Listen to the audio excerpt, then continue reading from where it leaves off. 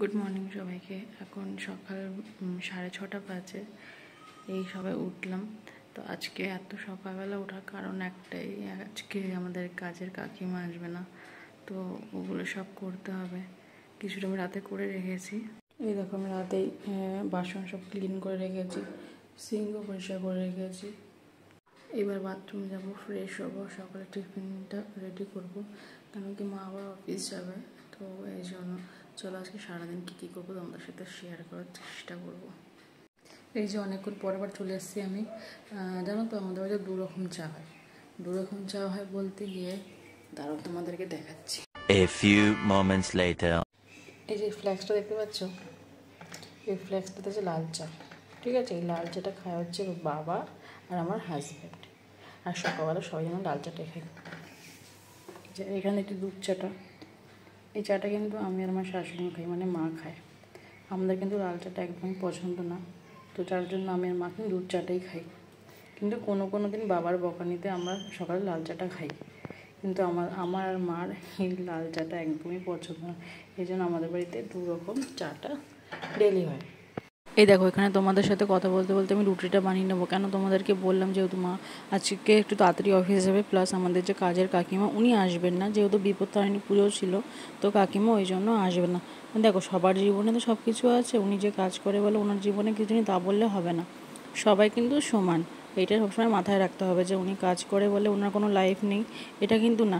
যাই হোক, বেশি কথা বলে লাভ নেই। তোমাদের সাথে কথা বলতে বলতে আমার রুটিটাও এদিকেও হয়ে গেছে। আর আমরা সকালে কিন্তু সবাই রুটিটাই খাই, আমরা কেউ ভাত খাই না, যেহেতু সবাই মা কাজে যায়, তো সকালবেলা ভাতটা হয় না। আর না, সকালে ভাতটা খেতে ভালো লাগে না, ভাতটা খেলে কেমন যেন ঘুম পায়, কিন্তু সকালে তো আর ঘুমালে হবে না, ওই জন্য আমরা রুটিটাই বেশি খাই সকাল। তারপর দেখো, রুটি বানিয়ে আমি আমার টেবিলটা সাফ করে নিচ্ছি। কেন দেখো, টেবিলটা যেন পরিষ্কার না থাকলে কাউকে খেতে দিতে ভালো লাগে না এখানে, তো এই জন্য আগে টেবিলটাই পরিষ্কার করবো। আমি আগে সকালবেলা ঘুম থেকে উঠে আগে এই কাজটা করে আগে আমি টেবিলটা মুছি, আর রাতেও মুছিয়ে রাখি। রাতে মুছে যাওয়ার পরে যে ধুলোটা পড়ে সেটাও তো একটা নোংরা না, তো এই জন্য সকালবেলা উঠেও আগে এই টেবিলটা আগে আমি সাফ করি। টেবিলটা সাফ করে যে বোতলগুলো দেখতে পাচ্ছ, সব বোতলগুলো জলে আমি এক এক করে ভরে রেখে দিয়েছি। যেমন বললাম, আমি সকালবেলা উঠে সকালে মা অফিস যায়, তো মার তো সকালবেলা টিফিন হয়ে গেছে করা। আমাদের সবারই টিফিনটা রেডি করা আছে। এবার সবাই তত সকালে খায় না, যেহেতু মার অনেক সকালে যেতে হয়, যেন মা সকালবেলা টিফিনটা করে নেয়। এবার বাবাকে দেবো আমরুটি, 9টা বেজে যাচ্ছে, বাবাকে এবার আমি আমরুটি। এই দেখো, আমি এবার ফ্রিজ থেকে আমটা বের করে বাবাকে আমি সুন্দর করে কেটে দেবো, যেহেতু বাবা শক্ত জিনিস খেতে পারে না, এই জন্য বাবাকে আজকে আমরুটিটাই দেবো। আর তোমাদের কার কার আমরুটি পছন্দ একটু বলো তো। আমাদের কিন্তু সবারই আমরুটি খেতে খুব ভালো লাগে, আমার শাশুড়ি মাও খুব ভালো খান আমরুটি।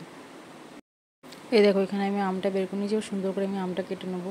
যেহেতু আগেই বললাম যে 9টার সময় বাবাকে আমি ব্রেকফাস্ট দিয়ে দিই, আর সবারই তো একটা টাইম মেনটেনের ব্যাপার আছে না, বয়স্ক মানুষদের টাইমে খাবারটা দিতে হয়, যেহেতু আমাদের ওষুধপত্রই থাকে, এই জন্য চেষ্টা করি যে সময়ে মানে খাবারটা রেডি করে দিতে ওনাদের। চলো ওনাকে খাবারটা দিয়ে আসা হোক। হ্যালো বন্ধুরা, তো অনেকটা কাজ করে অনেকক্ষণ পরে এবার শ্যুট করলাম, সব কিছু দেখানো সম্ভব হয় না। আমি আজকে কী কী রান্না করি তোমাদেরকে সেটা দেখাচ্ছি। এই দেখো, সেদিনকে কিন্তু বেশি কিছু রান্না করিনি, সেদিনকে খালি করেছিলাম তেল পটল, এটা আমরা খেতে খুব ভালোবাসি, আর পাতলা করে ডিমের কারি। মা বলেছিল এই দুটো করে রাখতে, ব্যাস আর কিছু করতে হবে না।